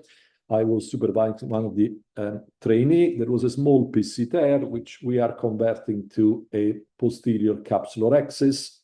The thing to do when you do a posterior rhexis, just don't overinflate the bag, because otherwise you can break the anterior ioloid, and just put some viscoelastic in and slowly complete your rhexis. So once that you've done the rhexis, you're in a position that you can implant a single piece lens, because you can happily implant the lens inside the bag. We're just checking for vitreous. I know there isn't, but I just want to be very sure. And now I'm injecting the standard Moorfields monofocal lens, and I'm guiding the lens in the bag. But look what has happened. So things always come in double. Not only I've got a PC tear, but now I have to take out this lens because I cannot really implant it at all. And that's the way that you do it. You dial the lens outside the bag in the anterior chamber. You open a paracentesis opposite to the main incision, and then you use the folding and unfolding forceps. You have your iris repositor under the lens, and you push up as you push down with the folding forceps. And as you continue on closing the folding forceps, then you withdraw your iris repositor. That's how you're doing it now. See, I'm withdrawing it. I'm releasing it because I've closed it too much. Then you rotate the lens and dial it out. And then with a bit of luck, you can proceed with insertion of the second lens. And this time, likely, the lens is intact. So we are being very gentle because there is a round posterior capsular rhexis implanting the lens in the bag. You can beautifully see the capsular rhexis and the here at the front, and the posterior rhexis at the back. You see that's the posterior rhexis. Again, checking if there is vitreous. There is no vitreous, but it's always worthwhile to check the wound, etc., etc. You can use triamcinolone, but older people like me and Alex, we are used to see the vitreous anyway, and we don't really need to use it. But just remember that the hydrophobic lens you can easily fold, and it's a very elegant and simple way. And one advice, if when you fold the lens, what you need to be careful is the endothelium. The bag is miles away. There is viscoelastic. The average lens is 3-4 millimeter thick, and you have pushed the capsular bag back. Then you've got 3 millimeter depth of the anterior chamber. So be very careful to protect the endothelium and stay away from it, because the only damage that you can cause is hitting the endothelium. It's much less likely that you cause damage by hitting the posterior capsule. This is an example of a lens that was inserted actually a few years before in the sulcus. This patient was really lucky because he was not developing any pigment dispersion syndrome, but the lens was then becoming opaque as well. So the lens was exchanged. The lens was in the sulcus, so it's easy to exchange this lens because you don't need to disengage the lens from the capsular bag. I always prefer to have a two-step incision. And unlike Alex, having done, on axial incision, now I always sit temporally, and then I deal with the astigmatism. So the lens is in the sulcus, so I'm just dialing it out of the sulcus. But this lens is hydrophilic. From the optics, you will know which lens this is, and therefore you cannot fold. It's too slippery. So the only way that you can deal with this lens is by either enlarging the wound and taking it out, or by cutting it. And note the cutting technique. This was quite some years ago, so I'm using the Ongfos scissors, which I would not recommend now. I'll show you what I recommend now. But the technique is always the same. You hold the lens in place with the mushroom, and you cut. And when you cut, you never close the forceps, the scissors, I beg your pardon, fully, because if you close them fully, your scissors are trapped inside the cut lens, and will be a really difficult juggle to move them out of the inside of the lens. And then eventually you just cut and pull the lens out, and then you put a proper sulcus lens, which is a 3-pieces lens in the sulcus. But I will spare you that because that's easy. So in terms of clinical consideration, when you're planning an IOL exchange, remember IOL type and design matter. IOL material matters because hydrophobic, hydrophilic, silicone, and PMMA lends themselves to different eye exchange technique, as I've discussed before. Look at the eye as a whole, and if the patient had a previous past planar vitrectomy or is a high myop, and the lens is in the bag, there will be a higher risk of zonal damage, and you need to inform the patient. Short eyes will have thick lenses, more difficult to cut and to remove, whilst long eyes will have weak zonula. A small pupil, especially for an opaque IOL, is a nightmare because you don't see already through the opaque lens. There's no red reflex. So you really want to think about how do I enlarge this pupil. And opaque IOL are more difficult than non-opaque because you don't see very well. And then you have to think about where do you think you are going to end up placing the lens. And I always I never ask the nurse to pick up a lens, but I tell them I want 3 lenses in theater, in the bag, in the sulcus, 3 pieces, and outside the bag, usually an AC IOL. And if you have a previous YAG capsulotomy, whilst the lens is a bit easier to mobilize because there is space and scarring has been reduced by the inflammation caused by the YAG capsulotomy, remember that the risk of retinal detachment and the vitrectomy associated with it is higher. So if you look at the shape of those lenses, which lens do you think is the easiest to explant? Well, it's obvious, is the lens in the center, whilst those lenses are much more difficult because you get huge amount of capsular scarring in the holes of the lens, haptics here and there. So this type of lens is the easiest to exchange in terms of shape, the J-looped one, and the hydrophobic are again a lot easier because they're easier to mobilize and they're easier to fold rather than cut. Normally, I prefer to use subtenon block because the surgery is more time consuming and you may need to touch the iris. So it's not photopical. Try to get the maximum pupil dilatation, not only with Mearza and Midriane, but also, if not good, you need to use the same device that you would use for cataract surgery.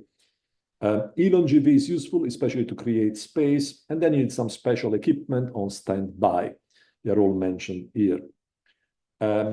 Incision is a little bit like when you do endothelial keratoplasty. You really want to have 4 incisions to access the eye, and you want to be able to have a bimanual technique to separate the anterior capsule from the lens. And very often you need to have to enlarge the capsular axis, because if it is too small, they tend to shrink with scarring, phimosis. That's another problem with hydrophilic lenses. Then you should really be ready to enlarge the capsular axis. And then I'll show you the technique to avoid zonal damage, because if you try to pull the lens and there are still adhesion, you pull the zonule together with the bag and the surgery is finished. So these are the instruments I use nowadays for IOL exchange, the single-use Packer Chang IOL cutters. They are great, 19G straight, and the micro holding forceps. And that's the handle, which is not disposable, the duet. This is an IOL exchange. There was someone recently talking about the best solution for keratoconus is implant a pinhole lens. I think it's complete rubbish, because if you are unlucky and the pinhole ends up in the most distorted part of the cornea, the patient is unhappy. And that was one of my own patients unhappy. So I'm exchanging the lens. This was a couple of months after the surgery. It's really easy if you viscodissect the lens out. But the problem is that you need to cut this lens because the ring can be folded, but the ring is much harder to cut. So, oops, I'm just going to briefly show you lens being cut, but we'll show you more cutting later and being removed. And that's a full surgery of an opaque oculant exchange. So I will try to comment on it. So view is poor. You will see that once the lens is removed, wow, Fiat looks, you will be able to see the red reflex. But now for the surgeon, the view is not great. You can see a lot better here. So I'm doing the 4 incision. I'm also doing my usual trick to get a better view, which is switch for full light to red reflex central light only. And you can see the difference here. I get kind of a red reflex. Then I'm trying to separate the anterior capsule. And here you need to use a combination of visco and BSS dissection, because you really want to free all around before you think about mobilizing the capsule. And even when surgeons are very good, when you do this 10 years after the surgery, you always find some residual soft lens matter that's hydrated with time. Simco is very useful because you can aspirate and splash water. And now this capsule is too shrunk, so I can't really enlarge it. So I'm just going to make like an old-fashioned can opener, lots of incision all around. Because otherwise, to extract the lens, I will cause trouble and etc. Now I'm going to put some viscoelastic under the lens, and in this case I am cutting the lens immediately to create more space because it's a big lens. I think it was a 30 diopter that was originally implanted. So look at the technique. You hold the lens and you cut, but you don't close the scissors, because otherwise the scissors will get caught inside the lens and you will be stuck there and will be very dangerous to open it. And then you rotate the lens out of the bag. I prefer, because it's a thick lens, to cut it in 4 pieces. And then you just pull the 4 pieces. Look at the difference in terms of red reflex. And I always tell my patient, it's unlikely that I will put a multifocal lens. Just let's aim for whatever refraction you want. But, we'll put a good 3 pieces lenses. Remove viscoelastic is all good. And you can still put a lens in the bag. So I'm going to enlarge a little bit the bag and stick with my favorite technique, which is folding, because I've seen so many lenses injected and then one of the optic is damaged. You need to wait a little bit for the lens to open, and then you just remember one thing that is important. When you insert one of these lenses, don't push it in, but dial it in. Think about the clock dialing, because then you don't weaken the zone. And now the lens in the back, the surgery is finished. Now, I want to show you what I call the bimanual zonula and hold and pull IOL. To do this, you need to use both ends, because sometimes the surgeon, we are worried that you have not detached fully all the adhesions. And this is especially a case where I have to hold with one hand the capsule open, with another I have to try to hold the zonula.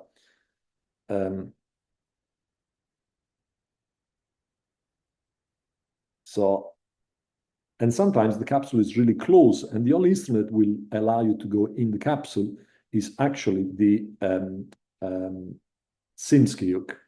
I'm trying to enlarge the rexis here, but it's too scarred. So after I realize that I'm pulling the zonula, so I'm just going to cut that and accept that I cannot open this, and I'm doing the little incision that I was showing to you before. Injecting viscoelastic again to separate, and then, okay, let me go back. This is the bimanual maneuver. I'm holding the zonula here with my left hand. I'll push that back in a little bit more, and then gently try to rotate the lens out, because the idea is that the counter traction will stop the zonula loosening and getting a zonal dialysis, which is at some extent the end of your surgery. And they were doing the same on the other side, okay? So this bimanual maneuver is very useful. And then cutting the lens. This is much more opaque than the previous one that I showed you. And again, same technique, and you end up putting the same lens in the bag. The Ahmed segment is a saver for anterior segment surgeon, because not only can be used in dealing beautifully with dislocated cataract surgery, avoid vitrectomy and refer to a VA surgeon, but also can be used in cases like this one, where I'm really worried about damaging the zonulas. What I'm going to do, I'm using the Ahmed segment inside the bag, hooked with an iris hook from the outside, to allow me to pull the lens out. And if there are in vitro adhesion, hopefully the segment will counteract the movement I'm doing with the rotating the lens out, and I will not dial the zonula. So the case went very well, and we removed the segment. You don't need to leave it in. And you can if you get a zonular break, but not in the presence of a broken capsule. And we were able to avoid any zonular damage. This is a paper that we published about zonular, opaque oculentis, and you've seen this already. This is just to show you the importance of not implanting a lens in the circuits. This lens was implanted 6-7 years before being removed. We knew that lens had been implanted wrongly with this optic in the sulcus. And the patient was made aware of that. There was no problem after a little bit of transillumination, because in my experience, when the eyes are pale and the lens is not moving, yes, the iris still moves on top of the optics, but you don't get much pigment dispersion syndrome in blue eyes because there's not much pigment. So you're unlikely to get glaucoma. But what you get a number of years later, you get fine erosion of the iris, and especially the vessel can start bleeding. So this patient was fine. We discussed the option. He said, I don't want nothing because I'm okay, even at the YAG laser capsulotomy 3 years later. But 6 years down the line, it keeps on coming on casualty because of recurrent bleeding caused by the erosion of the blood vessel from the lens uptake. So we had to remove the lens. And remember, this is 6 years later in the presence of a YAG capsulotomy. To make life simpler, I'm amputating this uptake and pulling it out because in the sulcus it's very easy to do that. And then I will have to remove the full lens because I can't leave a lens like that. So the patient had poor dilatation, as you can see, but now we can proceed with a much easier IOL exchange, putting a couple more hooks. And again, even this lens, once it is dialed out, and that's why I love hydrophobic lenses, because they're much easier to exchange no matter when and how, then you can dial the lens outside the bag in the anterior chamber, enlarge the opening a bit, and then you can easily, even at this stage, fold this lens with the technique that I've shown you already, because it's hydrophobic. And the patient had, again, 3 pieces lenses. We use the MS60AC, but any other lens will be, that is 3 pieces will be good in the sulcus. And he never had, as far as I'm aware, any further episode of UGH because the 3 pieces lenses will not erode. So we still see, I saw one last week, lens half implanted back, half in the sulcus. The surgeon was not aware of that. So please pay super attention to the position of the full lens optics in the bag, because otherwise you will pay a disservice to your patient in the short or long term. Secondary IOL surgery choices, unfortunately, I see IOL are going out of the market. I think they are not always perfect, but they've saved us so many times. And you see patients with AC IOL well placed with no problem for decades. Eventually, they will need a corneal transplant, but now even DMEC is possible. And if the lens is good size, which is normally oversized, you are unlikely to run into problem. There are lots of other techniques. Remember optic capture for sulcus fixated lens and scleral fixated lenses. I tend now to refer that to VR rather than doing them myself. This is a table that will become soon obsolete. The only lenses available nowadays are the 13 and 13.5, but it's the diameter that you should consider, because if the diameter is larger, you will end up with a poorly sized or undersized lens and lots of problems in terms of uveitis, CMO, and corneal edema. Yamane is just one technique. I'll show you a video of my last Yamane done, I think a couple of years ago. The patient after complicated cataract surgery, so I've already marked the site for the needle incision. It's not an ideal lens for Yamane because it's an MS60AC and the optic is a bit more fragile. But the idea is that you enter the lens and then with the needle, you go into your mark. You need to be really orthogonal, 180, otherwise you end up with a dislocating lens. Then you go through the sclera and you feed with some micro forceps the optic inside the needle, like I'm doing here, and then you pull it out. You can just realize by looking at this video that this is the easy bit. The more difficult bit is go from the other side, because you have to use your opposite ends.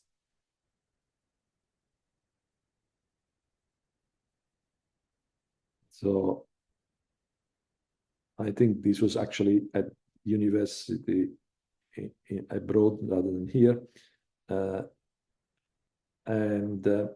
Now we're doing the other side, similar technique, but hands inversion here, holding the instrument. And then at the end, all that you need to do is bump up a little bit with heat, creating a little hot. Am I showing that? I think we are doing it here. Yeah, that's probably the cautery. And then you just push this inside the sclera. So in conclusion, this is complex surgery and you need to be aware of that, and just counsel your patient properly and do it only when necessary, following the guidelines, and try to standardize it so you get good at it. Thank you. Well, Thank you, Mr. Maurino. Those were some really high quality, excellent videos. What were they on? Was that on the Zeiss or? I think it was on the Zeiss because Okay. for some reasons I normally get the Zeiss and I actually prefer it. Nice. If there's any questions at all, please place them on the chat and we can ask them through. There was a question asked earlier by James, which maybe you could answer as well. Is it quite straightforward to use the ICL as a secondary lens for a pseudophakic patient? Any special consideration? Well, And you need to have done the ICL training, of course. Mhm. The only special consideration is don't get worried when you see a volt of 3 millimeter. Remember, the eye pseudophakic. Sometimes I've seen one of my colleagues was telling, gosh, the volt is huge. Yes, of course, but the lens is in the right place because you don't have a natural lens, you've got an artificial lens, so you expect a big volt. Mhm. But no, if you've passed your course, it's actually easier than anything else.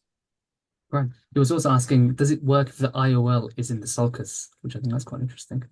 So it's almost like having a ICL on the sulcus lens. That's a good question. I would have thought it possibly does, but you increase the risk of pigment dispersion perhaps, and I would always place it orthogonal, but I've never done that, so I can't really give you some certainty there. I've always used ICL in pseudophakia with lenses, IOL in the bag, cataract lenses.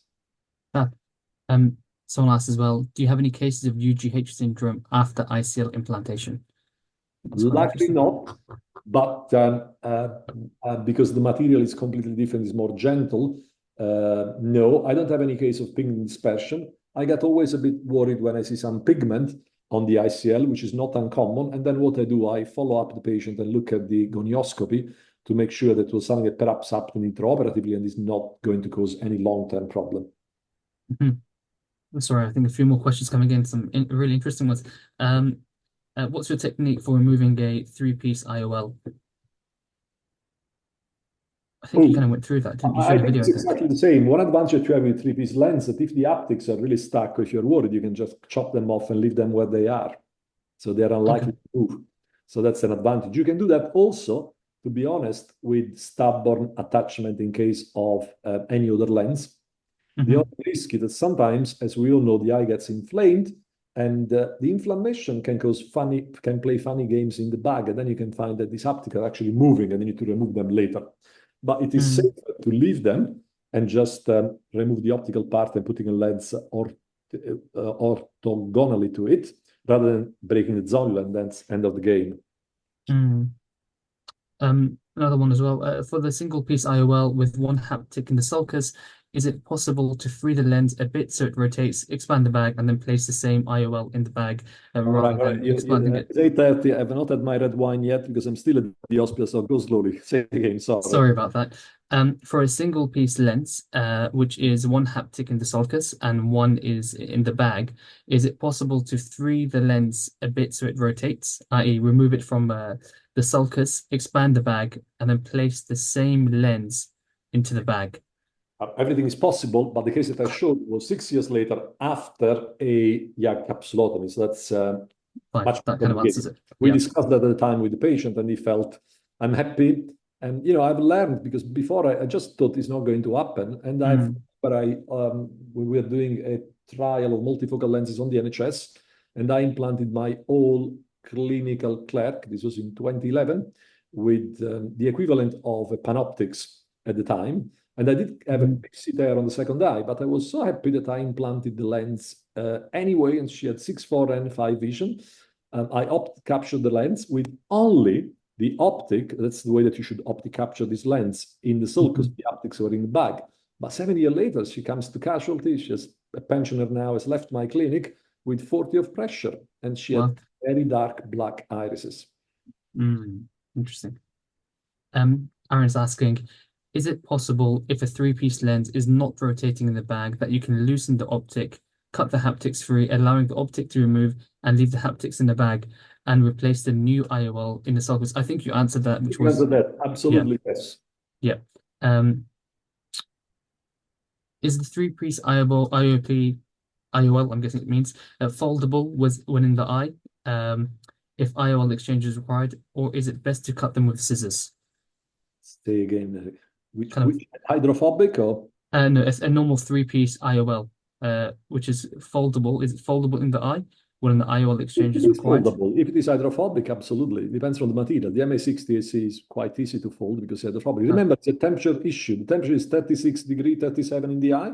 So the lens will fold much better when NES gives you the lens and it's 0 degrees and just struggle to fold it. Yeah. Fab. I think that's a bit of a grilling. Thank you, Mr. Maurino, for answering all those questions and a really insightful talk and Thank you great for videos as well. organizing this.